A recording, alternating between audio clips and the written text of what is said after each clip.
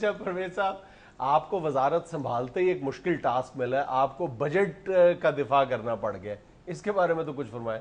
جی budget کے بارے میں تو صرف اتنا ہی کہوں گا، چوچا چاچا گھڑی پہ چوہا ناچا، گھڑی نے 1 بجایا چوہا نیچے آیا۔ نظم بے شک پرانی ہے مگر دیکھیے کہ میں چوہا نیچے نئے طریقے سے لے کے آیا۔ دیکھیے جنید صاحب، میں بجٹ کے حوالے سے کچھ بھی کہوں گا آپ یہی سمجھیں گے کہ میں یہی کہہ رہا ہوں کہ چونچا چاچا گھڑی پہ چوہا ناچا، گھڑی نے 1 بجایا چوہا نیچے آیا۔ تو پھر نئی بات بتائیں نا۔ نئی یہی تھی نا جی کہ نئے طریقے سے چوہا نیچے آیا۔ تو پھر ہم بھی یہی کہیں گے نا کہ یہ ایک مخصوص طبقے کے لیے بنایا گیا بجٹ ہے۔ تو ٹھیک ہے نا، وہ تو آڈی ڈیوٹی ہے، ساڈی ڈیوٹی ہے۔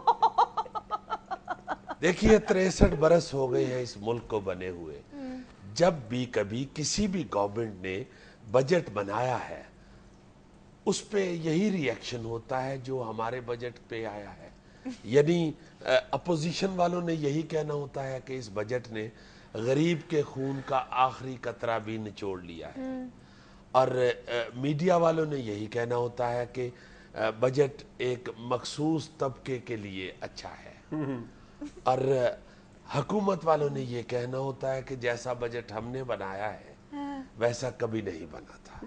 تو اس لیے میں یہی کہوں گا کہ جیسا بجٹ ہم نے بنایا ہے یہ پہلے کبھی نہیں بنا تھا۔ ویسے جنید صاحب میں آپ کو یہ بات بتا دوں بجٹ کے حوالے سے کہ اسحاق ڈار صاحب کا بجٹ اور غالب کا شعر اور فلم سٹار میرا کا بیان ذرا دیر سے ہی سمجھ میں آتے ہیں۔ اچھا، غالب کا شعر تو پھر سمجھ آ جاتا ہے، یہ میرا کا بیان اور ڈار صاحب کا بجٹ یہ نہیں سمجھ میں آ رہا۔ یعنی آپ نے ہمارے وزیر خزانہ کو ایک یل بللڑ عورت کے ساتھ ملا دیا ہے۔ یل بللڑ کا کیا مطلب ہے؟ یل بللڑ ہوتا ہے، میں آپ کو فکرے میں استعمال کر کے سمجھائے دیتا ہوں۔ جی جی اسلم رئیسانی کا ہر بیان یل بللڑ ہوتا ہے۔ اچھا، رئیسانی صاحب کو چھوڑے، اپنی کسی پارٹی کے بندے کا نام لیں نا۔ تسی کیوں میری عابد شیر علی نال لڑائی کرانی ہے؟ جنید صاحب آپ بجٹ کے منفی پہلو ہی ڈسکس کرنا چاہتے ہیں، آپ نے جو مثبت پہلو ہیں وہ اجاگر نہیں کیے۔ مثلاً یہ کہ جو ہم نے وزیر اعظم ہاؤس کا خرچہ کم کیا ہے اس پہ آپ نے گفتگو نہیں کی۔ دیکھیں کتنا خرچہ کم ہوا ہے، ملک کا بجٹ ہم نے کتنا بچایا ہے۔ ہم نے تو یہاں تک کہہ دیا ہے کہ وزیر اعظم ہاؤس میں کریم والے بسکٹ استعمال نہیں ہوں گے۔ اچھا، وہ جو 2 بسکٹوں کے اندر کریم چھپی ہوتی ہے، آپ کو پتہ ہے وہ آدھا ملک کا بجٹ کھا جاتی ہے۔ اچھا، جی ہاں، ایک بسکٹوں کے اندر چھپی ہوئی کریم اور ایک منہ پہ ملنے والی کریم، اچھا، اس پہ بہت خرچہ ہو رہا ہے ملک کا۔ اچھا، منہ پر ملنے والی کریم سے یاد آیا، ہم نے بجٹ میں میک اپ پہ کوئی ٹیکس نہیں لاگو کیا۔ تو اس سے غریب آدمی کو کیا فائدہ ہوگا؟ بہت فائدہ ہوگا۔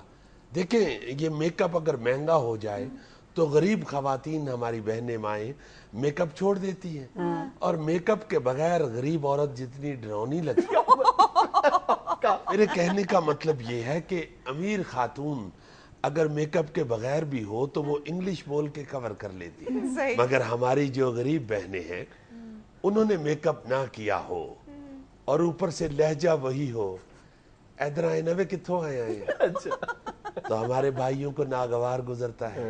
وہ سارا دن کے تھکے ٹوٹے جب شام کو 7-8 بجے گھر آتے ہیں تو دروازے میں ہی بیگم کو دیکھ کے کہہ دیتے ہیں کہ میں ذرا بجلی دا بل جمع کرا۔ بندہ پوچھے رات کے 8 بجے تم نے کہاں پہ بل جمع کروانا؟ تو ہم نے یہ سہولت دی ہے غریب لوگوں کو کہ میک اپ سستا ہے وہ کیجئے۔ اچھا چلیں پرویز صاحب، یہ تو معمولی بات ہے کہ آپ نے میک اپ سستا کر دیا ہے۔ دیکھیے خاتون ہو کے کہہ رہی ہیں کہ یہ معمولی بات ہے آپ نے میک اپ سستا کر دیا ہے۔ بی بی آج کل اکثر گھروں میں ہانڈی پکے نہ پکے میک اپ بڑا ضروری ہو۔ آپ دیکھ لیں ہمارے بجٹ کے خلاف مرد حضرات ہی باہر آئے ہیں، کوئی خاتون باہر آئی ہے؟ 50% جو آبادی ہے اس کو ہم نے راضی کیا ہے۔ دوسرا دیکھیں ہم غریب کے لیے اتنا سوچتے ہیں کہ ہمیں معلوم ہے درمیانی طبقے کے جو لوگ ہیں یا جو غریب لوگ ہیں انہوں نے چھوٹی گاڑی رکھنی ہوتی ہے. ہم نے 1200 سی سی تک کی جو ہائی بریڈ گاڑیاں ہیں ان پہ ڈیوٹی معاف کر دی ہے. یہ بھی آپ نے ایک عجیب واردات کی ہے. جاپان میں تو 1200 سی سی کم ہائیبریڈ گاڑی اویلیبل ہی نہیں ہے.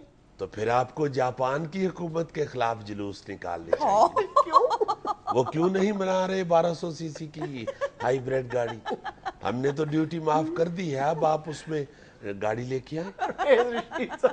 کیا دیا ہے اس بجٹ نے غریب آدمی کو؟ تعلیم پر آپ نے ٹیکس لگا دی ہے, جی ایس ٹی آپ نے بڑھا دیا ہے, پیٹرول مہنگا ہو گیا, کھانے پینے کی چیزیں مہنگی ہو گئیں, ٹیکس نیٹ میں اضافہ نہیں ہوا. دیکھیے آپ کی ان ساری باتوں کا میرے پاس بڑا مناسب جواب ہے. جی جی.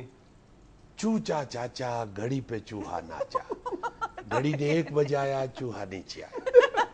پھر وہی بات, چلیں گھڑی نے 2 بجائے چوہے نیچے آئے. میں صرف نئی بات اس لیے نہیں کر رہا تھا کہ اگر 2 بجائیں گے تو چوہے بھی 2 ڈالنے پڑیں گے. اور ہماری جو گورنمنٹ ہے اس کا سب سے پہلا ایم یہی ہے کہ خرچے کم کیے جائیں. جہاں ہم نے وزیر اعظم ہاؤس کے خرچے کم کیے ہیں وہاں ہم چوہے کیوں بڑھائیں جو قومی خزانے کو کتر رہے ہیں. ناظرین یہ تھا آج کا حسب حال. خوش رہیں, خوش رکھیں. آپ سے ملاقات ہوگی انشاءاللہ کل. اللہ حافظ. یار بڑا مشکل ہوتا ہے بھائی انٹرویو دینا بھی.